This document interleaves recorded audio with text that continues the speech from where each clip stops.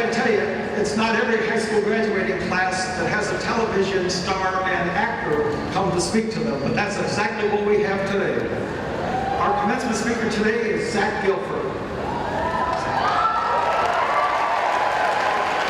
Zach is a proud graduate of ETHS and a member of the class of 2000. He actually began his acting career as a wildcat, performing in Yamo and many other plays, including Who's Afraid of Virginia Woolf his senior year.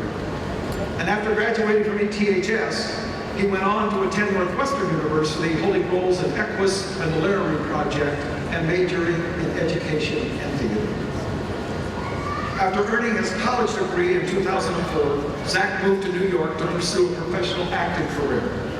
His television debut came when he guest starred in an episode of Law & Order Special Victims Unit. And that was in 2005, and soon after that, he made his television debut when he was cast on the NBC show Friday Night Lights, where you know already that he starred as Matt Saracen, the backup quarterback of Dillon High School Panthers. Always a wild kid, though, you know that, Zach. And he played that role for the next 5 years until that highly successful series ended in 2011. During his young career, he has already worked in film. He had a starring role in The Last Stand with Arnold Schwarzenegger, Dare with Emmy Rossum, and this last summer in The Purge Anarchy. He's going to be seen this fall in a new drama series, so stay tuned. He'll be in The Family, co-starring fellow Chicagoan Joan Allen. Now, in addition to his career pursuits, Zach's also an avid outdoorsman, having worked as a staff member at our own YMCA Camp Echo, and he has led wilderness trips around the country in the South Pacific and British Columbia. You know, we're so proud of this remarkable alumnus, and so fortunate that he can take time today to be a speaker for the class of 2015. Would you please give a big wild kid welcome to Zach Gilford?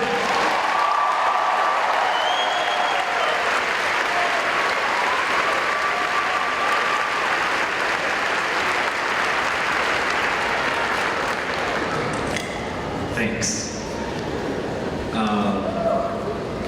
Okay. Sorry.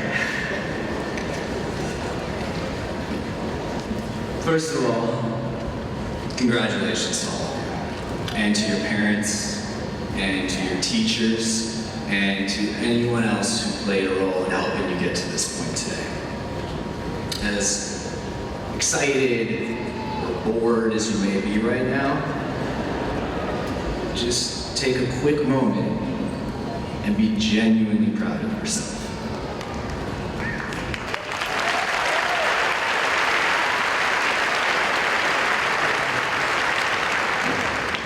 Cool.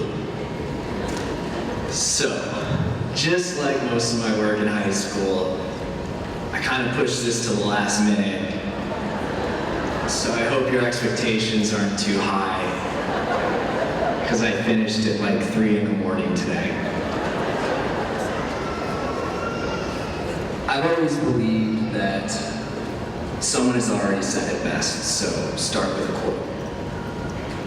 Ergo, I would like to quote a much esteemed ETHS graduate, the rapper Prob Cause.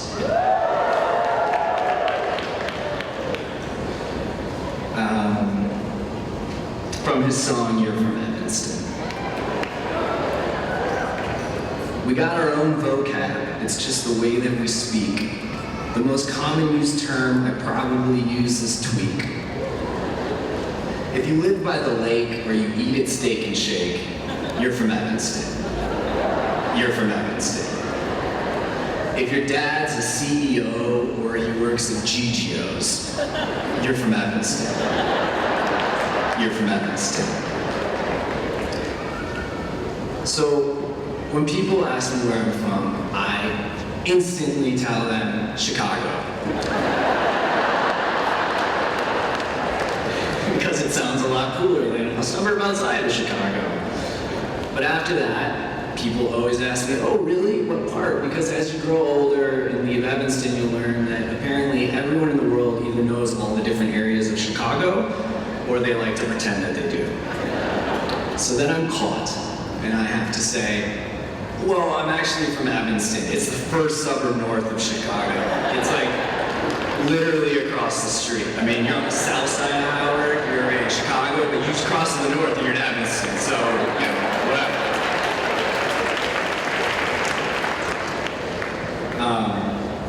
Joking aside, I am so proud of where I come from. I'm still repping the 847 on my cell phone. I still think Buff Joe's has the best wings and cheddar chips in the world. And I still tell people about Chicken Shack. The city of Evanston made me who I am today. And I don't mean it helped me get on TV, or it helped me snag the most amazing hot woman I've ever met in my life, my wife, Julie Sanchez. I mean it shaped me into the man that I am today. And that is the thrust of what I want to talk to you about. I don't care if you're going to Princeton next year or OCC. I don't care if you're going to deliver pizzas for the foreseeable future or take a year to backpack around Europe and find yourself. Regardless of what your plan is, you are more prepared for the world you are about to enter into than almost any other graduate sitting in a gymnasium listening to some didactic orator right now. You are better prepared because you have grown up in a more real world than most of those other graduates.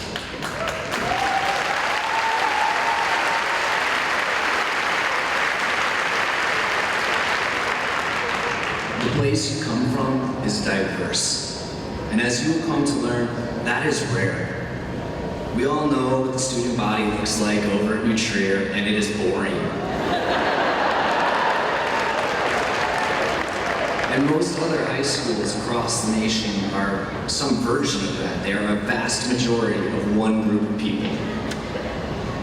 When I got to college, I was shocked by how sheltered many of the other students I met were.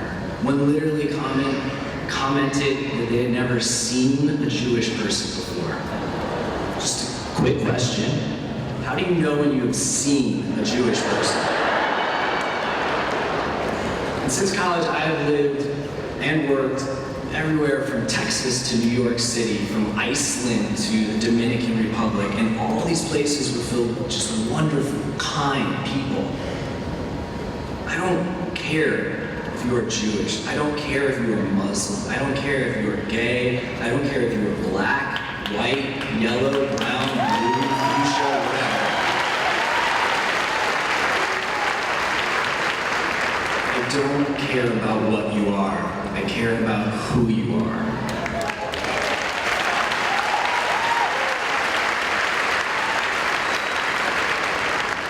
I care if you are respectful of me. I care if you are accepting of me, because that is how I treat everyone I meet, regardless of the color of their skin or their personal beliefs, and that is because I grew up in Evanston.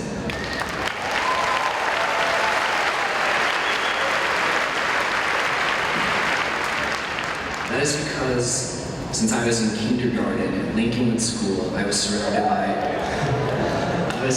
by all sorts of different other 5-year-olds, and all I cared about was if you shared your blocks with me.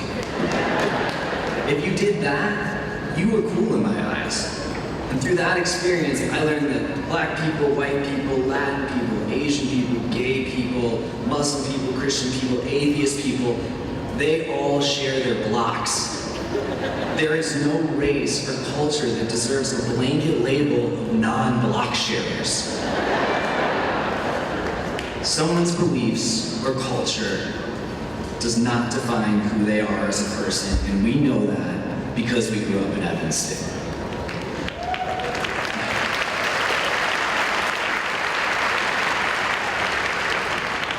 The thing is, as Jordan mentioned, Evanston is unique.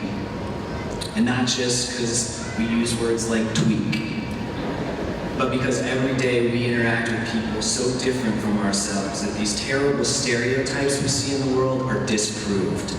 And I know Evanston is not some kumbaya utopia, but there's a general respect and camaraderie throughout this city because we know each other as human beings. There's a lot of hard stuff going on in the world right now. Police brutality in Ferguson or Baltimore or wherever else in the country. The persecution of homosexuals in Uganda, ISIS terrorizing the Middle East. And at the root of all of this terrible stuff is hate. A hate that is founded in nothing. An insidious hate that has grown from the concept that you can know someone is Jewish by the way they look. The concept that someone is dangerous because of the color of their skin. These concepts are physically and emotionally hurting people, and all these concepts are nonsense. And you know this because you grew up in Evanston. Because all these different types of people at some point have shared their blocks with you. So, here's what I ask. Because I think it's kind of like an unwritten law that I have to charge you with something during this address. I ask that when you leave this gym and you deliver your first pizza or you sit in your first Ivy League or community college lecture, that you keep repping the 847. That when you finish college and start working at a Fortune 500 company or stop delivering pizzas and start managing GGOs, that you remember where you're from. That you remember that at the end of the day, it doesn't matter if you're a CEO or you work at GGOs. And you know that because you're from Evanston. You're from Evanston.